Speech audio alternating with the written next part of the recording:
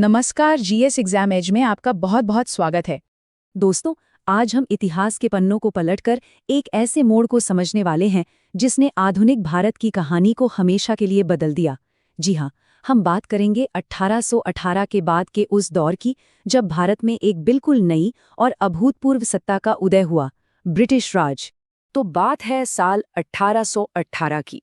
अब शायद आप सोच रहे होंगे कि ये सिर्फ एक तारीख ही तो है। जी नहीं, ये सिर्फ एक साल नहीं बल्कि भारतीय इतिहास का वो टर्निंग पॉइंट है जिसने भारत की राजनीतिक, सामाजिक और यहाँ तक कि कानूनी दिशा भी हमेशा के लिए बदल कर रख दी। देखिए, 1818 में जो हुआ ना, वो सिर्फ एक लड़ाई में जीत हार का मामला नहीं था। ये असल में एक पूरे युग का अंत था और एक ऐसे राज की शुरुआत थी जिसके तौर तरीके बिल्कुल नए थे। एक ऐसा शासन जो तलवार से ज्यादा पता है किस पर यकीन करने वाला था? कानून पर। तो चलिए देखते हैं आज हम किन किन पहलुओं पर बात करेंगे। सबसे पहले समझेंगे कि 1818 में ऐसा क्या हुआ जिसे एक युग का अंत कहा जाता है। फिर देखेंगे कि कैसे अंग्रेजों ने तलवार से कानून का रास्ता अपनाया। जानेंगे कि उनके शासन की नई नींव क्या थी।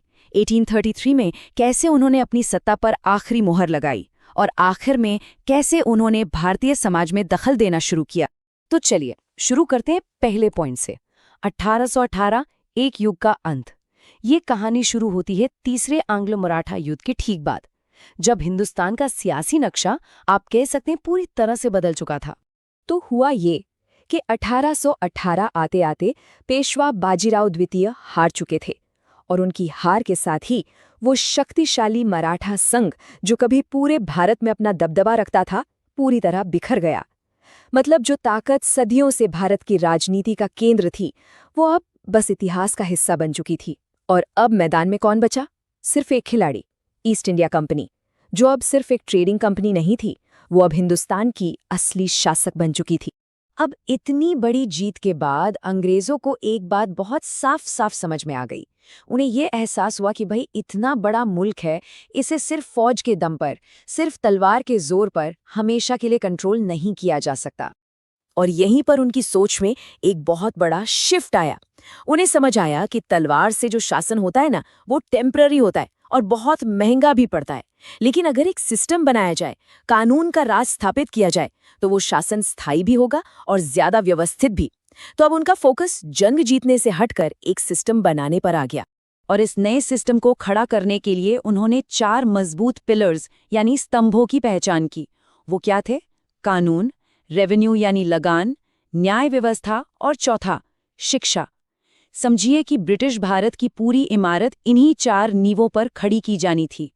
तो चलिए अब ये देखते हैं कि इन 4 पिलर्स को जमीन पर उतारा कैसे गया। आखिर वो कौन से कानून थे, कौन सी व्यवस्थाएं थी जिन्हें अंग्रेजों ने अपनी सत्ता को पत्थर की तरह मजबूत करने के लिए लागू किया। अब यहाँ एक बड़ा ही दिलचस्प मोड़ है। देखिए, एक कानून था चार्टर एक्ट ऑफ 1813।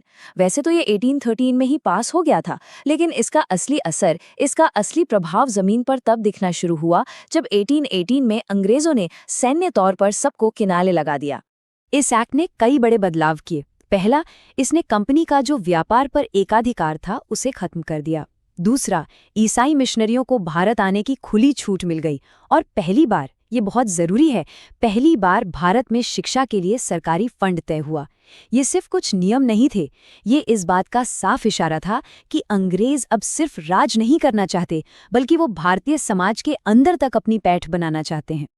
अब शासन चलाने के लिए पैसा चाहिए और पैसे के लिए रेवेन्यू सिस्टम। तो खास तौर पर उन इलाकों में जो पहले मराठों के पास थे, अंग्रेज एक नई व्यवस्था लेकर आए, रैयतवाड़ी सिस्टम। इसका आइडिया बड़ा सिंपल था। किसान यानी रैयत अब सीधे सरकार को लगान देगा, बीच के सारे बिचौलिए खत्म। अब सुनने में तो ये बड़ा अच्छा लगता है कि चलो बिचौलिए खत्म हो गए, लेकिन इसकी हकीकत बहुत कड़वी थी। अंग्रेजों को अपनी बड़ी फौज और अपने बड़े एडमिनिस्ट्रेशन का खर्चा निकालना था, तो उन्होंने लगान की दरें इतनी ज्यादा रखी कि किसान बेचारा कर्ज के बोझ तले दबता चला गया। और जानते हैं इसका एक और नतीजा क्या हुआ? गांव का जो पुराना ताना बाना था वो टूट गया, क्योंकि अब असली पावर का सेंटर कोई जमींदार या मुखिया नहीं रहा, बल्कि सरकार का नुमाइंदा कलेक्टर बन गया। पैसे की व्यवस्था तो हो गई, अब बारी थी न्याय की। तो रेवेन्यू के साथ साथ जस्टिस सिस्टम को भी पूरी तरह से बदल दिया गया। 1820 के बाद खासकर बॉम्बे प्रेसिडेंसी में अंग्रेजी कानून पर आधारित नई अदालतें बनी, नई पुलिस व्यवस्था आई। सोचिए, कोर्ट की भाषा अंग्रेजी, तौर तरीके अंग्रेजी। धीरे धीरे आम भारतीय को ये लगने लगा कि ये तो उसकी अपनी न्याय व्यवस्था है ही नहीं, वो इससे बिल्कुल कट गया। और अब कहानी पहुंचती है साल 1833 पर। ये वो साल था जब कंपनी के इस नए रूप पर, मतलब एक शासक के रूप पर, कानूनी मोहर लग गई। ये वो पल था जब कंपनी ने अपने इरादे दुनिया के सामने बिल्कुल साफ कर दिए। 1833 के इस चार्टर एक्ट ने सारे शक शुबह दूर कर दिए। अंग्रेजों ने अब खुल्लम खुल्ला ऐलान कर दिया, हम अब व्यापारी नहीं, हम भारत के शासक हैं। तो इस एक्ट में हुआ क्या क्या? पहली बात, कंपनी का व्यापार वाला काम हमेशा हमेशा के लिए बंद। दूसरी बात, गवर्नर जनरल ऑफ बंगाल की पोस्ट को अपग्रेड करके गवर्नर जनरल ऑफ इंडिया बना दिया गया। इसका मतलब था अब पूरे भारत के लिए एक ही सत्ता, और इसी के साथ पूरे भारत के लिए एक जैसे कानून बनाने की नींव रखी गई, जिसके लिए मैकाले की अगुवाई में एक लॉ कमीशन भी बना दिया गया। तो देखिए, अपनी पॉलिटिकल और लीगल पावर को मजबूत करने के बाद अब अंग्रेजों का ध्यान गया भारतीय समाज की तरफ। अब वो सिर्फ सरकार चलाने वाले नहीं रहे, वो खुद को एक समाज सुधारक के तौर पर भी देखने लगे थे। और इसके दो सबसे बड़े एग्जाम्पल हमें देखने को मिलते हैं। पहला, 1829 में सती प्रथा पर बैन लगाना, और दूसरा 1835 में अंग्रेजी शिक्षा को सरकारी तौर पर बढ़ावा देना। इन दोनों ही कदमों का भारतीय समाज पर बहुत गहरा और बहुत दूर तक असर पड़ा, और यहीं से एक नए पढ़े लिखे तबके का जन्म भी हुआ। और मजे की बात देखिए, यही वो तबका था जो आगे चलकर ब्रिटिश राज की इन्हीं नीतियों पर सबसे ज्यादा सवाल उठाने वाला था। तो अगर हम पूरी बात को एक लाइन में समेटे तो कह सकते हैं कि 1818 के बाद असल में ब्रिटिश सत्ता की स्थापना हुई, और फिर 1813 और 1833 के कानूनों ने इस कंपनी के शासन को एडमिनिस्ट्रेटिव, लीगल और सोशल हर तरह से भारत में मजबूत कर दिया। और आखिर में मैं आपके लिए एक सवाल छोड़कर जा रही हूं, जिस पर जरूर सोचिएगा।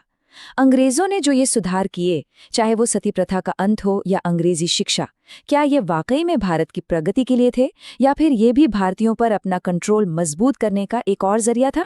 इस पर अपनी राय कमेंट्स में जरूर बताइएगा। और अगर आपको ये डीप डाइव पसंद आया तो GS एग्जाम एज को लाइक, शेयर और सब्सक्राइब करना बिल्कुल मत भूलिएगा। बहुत बहुत शुक्रिया। मिलते हैं अगले विश्लेषण में।